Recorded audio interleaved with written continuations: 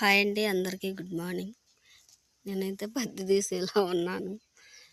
నేను చెప్పేది ఏంటంటే, మనం ఒక పంట వేసుకున్నప్పుడు అది మన చేతికి వస్తుందంటే చాలా సంతోషంగా ఉంటుంది.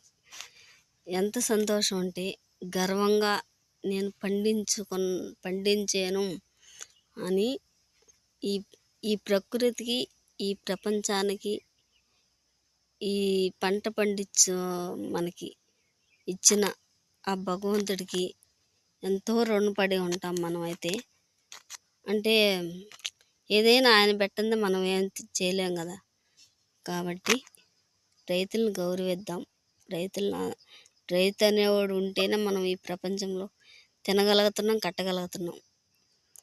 రైతుని హీనంగా చూడొద్దు. రైతులను అందరినీ గౌరవిద్దాం, మనం గౌరవించుకుందాం.